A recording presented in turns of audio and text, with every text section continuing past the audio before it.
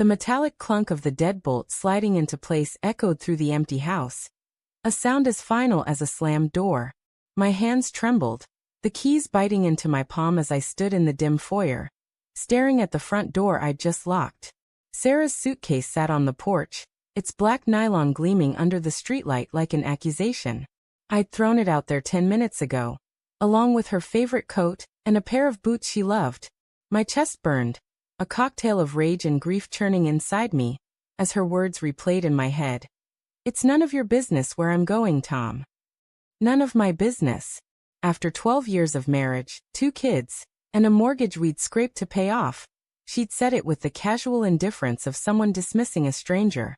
I leaned against the wall, the plaster cool against my forehead.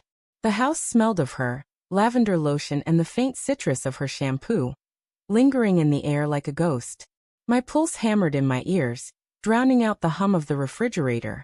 I'd changed the locks an hour ago, the locksmith's van peeling out just as her car pulled into the driveway. She'd pounded on the door, her voice sharp and indignant through the wood. Tom, open the damn door. What are you doing? I hadn't answered. I couldn't. The weight of what I'd found, what I'd known but refused to believe, had already cracked something inside me. It started 3 months ago, small things I brushed off. A late-night text she angled away from me, her thumb swiping the screen to black before I could glance over. The way she'd linger in the bathroom, door locked, her voice a muffled hum through the wall. I told myself it was work stress. She was a paralegal, always buried in case files. Long hours were normal. But then came the perfume, a musky scent she'd never worn before, clinging to her blouses in the laundry hamper.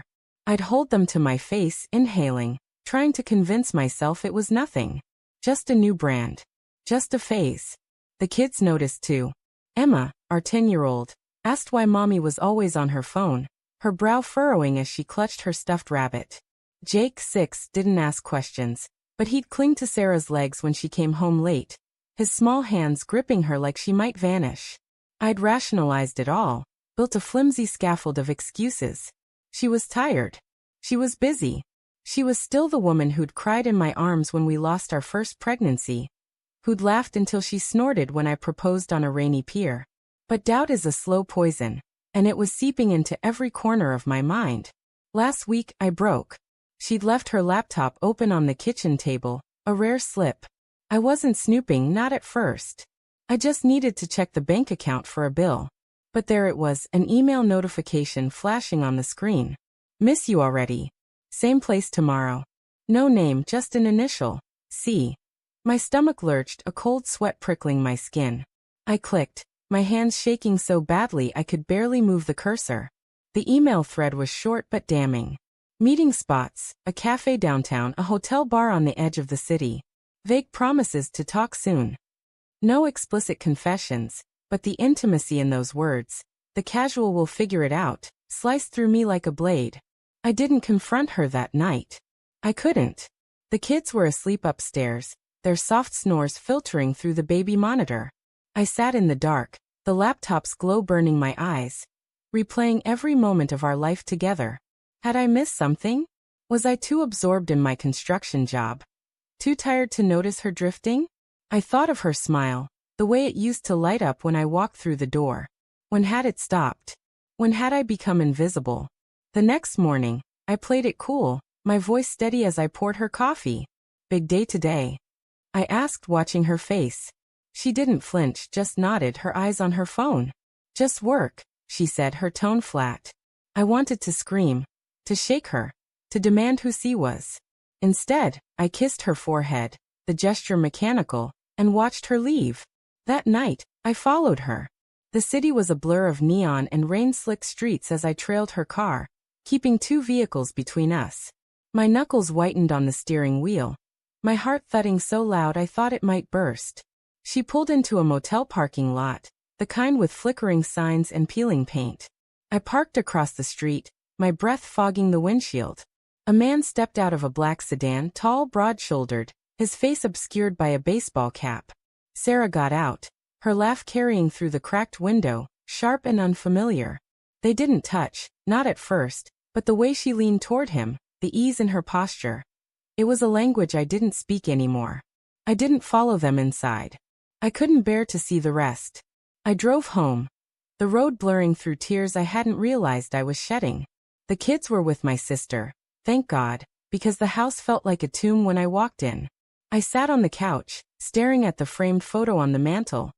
Us at the beach, Emma on my shoulders, Jake in Sarah's arms, all of us laughing. I wanted to smash it. I wanted to burn the house down. Instead, I called the locksmith. Now, standing in the foyer, the weight of my decision pressed against my ribs. Sarah's voice had gone quiet outside, replaced by the crunch of gravel as her car pulled away.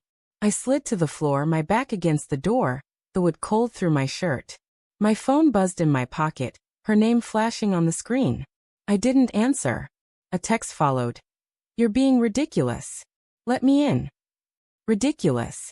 The word stung, a slap across the face. I typed a reply, my fingers clumsy. Who's C? I deleted it before sending. What was the point? I already knew. The next morning, the house was too quiet. Emma and Jake were back, their small voices filling the space with questions I couldn't answer. Where's Mommy? Emma asked, her eyes wide and searching. I mumbled something about a work trip, hating the lie as it left my lips. Jake just stared at his cereal, pushing it around with his spoon. I wanted to protect them, to shield them from the truth. But how do you explain betrayal to a child? How do you tell them their world is cracking? Sarah showed up that afternoon, her face pale, her eyes red-rimmed. I let her in, not because I wanted to, but because the kids were watching. We stood in the kitchen, the air thick with unspoken words. You changed the locks, she said, her voice low, almost a whisper. You threw my stuff out. You said it was none of my business. I shot back, my voice sharper than I intended. So I made it none of yours. Her lips parted, but no words came. For the first time, I saw something flicker in her eyes, guilt, maybe, or fear. She started, then stopped, her hands twisting together. I waited, every muscle tense, willing her to deny it, to give me something to cling to. But she didn't. She just looked away, her silence louder than any confession. Who is he? I asked, my voice breaking. The question hung between us, heavy and jagged. She flinched, her shoulders hunching like she'd been struck. It's not what you think, she said finally, her voice barely audible. It's complicated. Complicated. I laughed, a bitter, hollow sound. 12 years, Sarah. 2 kids. And you're sneaking around with some guy named C? Don't tell me it's complicated. Her eyes met mine, and for a moment, I saw the woman I'd married, vulnerable, human, flawed. I didn't mean for it to happen, she said, tears spilling down her cheeks. I was lonely, Tom. You were always working, always gone. I needed someone to see me. I wanted to scream that I'd seen her, that I'd loved her every damn day, even when I was too tired to show it. But the words stuck in my throat. Instead, I thought of the motel, her laugh, the way she'd leaned into him. You could have talked to me, I said, my voice raw. You could have tried. She nodded, wiping her face. I know. I'm sorry. Sorry. The word was a pebble in an ocean, too small to matter.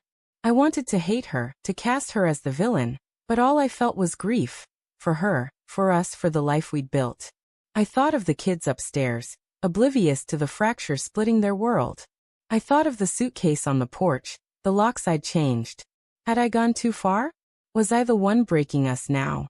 Stay for the kids, I said, the words tasting like ash. But not for me. Not anymore.